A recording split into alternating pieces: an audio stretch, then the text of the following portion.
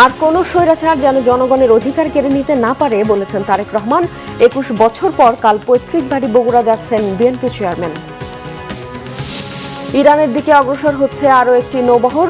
মধ্যপ্রাচ্যে মার্কিন রণতরী নিরাপত্তায় হুমকি, মন্তব্য পেজেশকিয়ানের। সৌদি প্রিন্সের সাথে ফোন আলাপ। দেখছিলেন ক্রাউন সিমেন্ট সংবাদ শিরোনাম, এবারে বিস্তারিত। আর কোন স্বৈরাচার যেন জনগণের অধিকার কেড়ে নিতে না পারে, সেজন্য নেতাকর্মীদের সতর্ক থাকার আহ্বান জানিয়েছেন বিএনপি চেয়ারম্যান তারেক রহমান। গতকাল রাতে রাজধানীর উত্তরায় নির্বাচনী জনসভায় তিনি একথা বলেন। বহু ত্যাগ, বহু রক্তের বিনিময়, বহু জানের বিনিময়, কোরবানির বিনিময় এই পরিবর্তন এসেছে। কাজে আমাদেরকে এই পরিবর্তনের ধারাকে আমাদের ধরে রাখতে হবে। এই পরিবর্তনের ধারা কি? এই পরিবর্তনের ধারা হচ্ছে দেশে গণতন্ত্রকে প্রতিষ্ঠিত করতে হবে। এই পরিবর্তনের ধারা হচ্ছে দেশে মানুষের রাজনৈতিক অধিকারকে প্রতিষ্ঠিত করতে হবে। এই পরিবর্তনের ধারা হচ্ছে দেশে মানুষের কথা বলার অধিকারকে রক্ষা করতে হবে। এই পরিবর্তনের ধারা হচ্ছে দেশে মানুষের ভোটের অধিকারকে শক্ত ভিত্তির উপর স্থাপন করতে হবে, যাতে করে আগামী দিন আর কোনো স্বৈরাচার এসে এই দেশের মানুষের রাজনৈতিক অধিকার সহ অন্য সকল নাগরিক অধিকার কেড়ে নিতে না পারে। এবং এই দায়িত্ব উত্তরার মানুষ সহ সারা বাংলাদেশের গণতন্ত্রকে মানুষ যদি সজাগ থাকে, তাহলে আমাদের কাছ থেকে এই অধিকার কেউ কেড়ে নিতে পারবে না। এই অধিকারের বিরুদ্ধে একটি পক্ষ আগেও যেমন ষড়যন্ত্র করেছিল, অধিকারকে কেড়ে নিয়ে গিয়েছিল, ঠিক এখনো কেউ কেউ এর বিরুদ্ধে আবার ষড়যন্ত্র শুরু করেছে। একটু আগে আমি বলেছি, আপনারা যদি সকলে আমাদেরকে সমর্থন দেন, তাহলে যে কোনো ষড়যন্ত্রকে আমরা ছিন্ন করে বেরিয়ে আসতে পারবো। আগামীকাল বগুড়া সফরে যাবেন বিএনপি চেয়ারম্যান তারেক রহমান। বক্তব্য রাখবেন শহরের ঐতিহাসিক আলতাফুন্নেসা খেলার মাঠে নির্বাচনী জনসভায়। শুক্রবার সকাল থেকে বগুড়া ৬ ও ৭ আসনে শুরু হবে তার নির্বাচনী প্রচারণার কর্মসূচি। বগুড়া প্রতিনিধি আব্দুর রহিম বগড়ার রিপোর্টে থাকছে বিস্তারিত। দীর্ঘ ২১ বছর পর পৈতৃক নিবাস বগুড়ার গাবতলী উপজেলার বাগবাড়ি গ্রামে যাচ্ছেন বিএনপি চেয়ারম্যান তারেক রহমান। তার এই সফরকে ঘিরে সেখানে উৎসব আমেজ। স্বজন, এলাকাবাসী সহ বিভিন্ন শ্রেণী পেশার মানুষ তাকে এক নজর দেখার অপেক্ষায়। তারেক সাহেব আসবে, আমরা সবাই তাকে একটু স্যালুট জানাবো। আসার কথা শুনে আমরা খুব খুশি। সবাই দোয়া রাখবেন, ও যেন আমাদের কাছে সুস্থ শরীরে এবং সশরীরে দেখা করতে পারে। ঢাকা ক্রানগঞ্জ থেকে আসছি, শুধু পরিদর্শনের জন্য। কালকে সে আসবে, আজকে এসে দেখে গেলাম। কালকে তো অনেক ভিড়ে না সাক্ষাৎকার হতে পারে, সেই জন্য আজকে আমরা এসে গেলাম।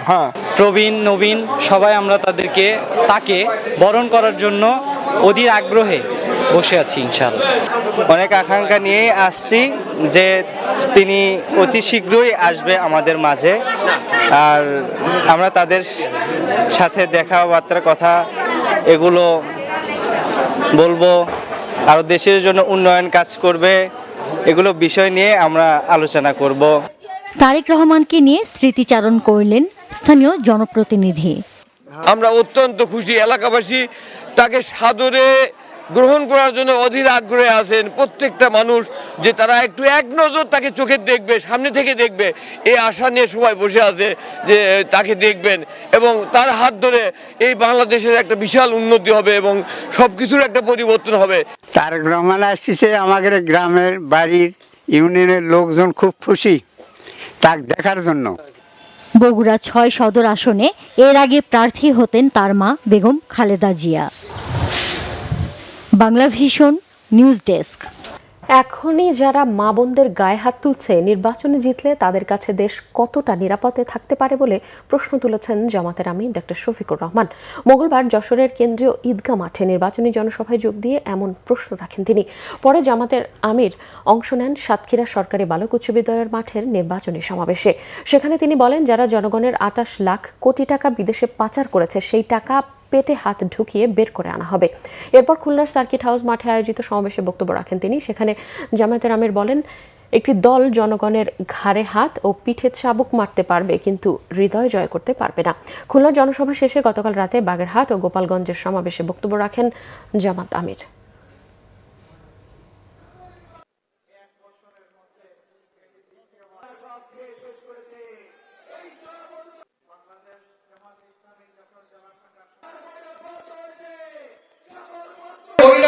কোন একটা দলের পক্ষে, আদর্শের পক্ষে, নতুন বাংলাদেশের পক্ষে, হাফুটের পক্ষে ভোট চাওয়ার জন্য বের হচ্ছেন, একদিকে ফ্যামিলি কার্ড আর একদিকে মা বোনদের গায়ে হাত,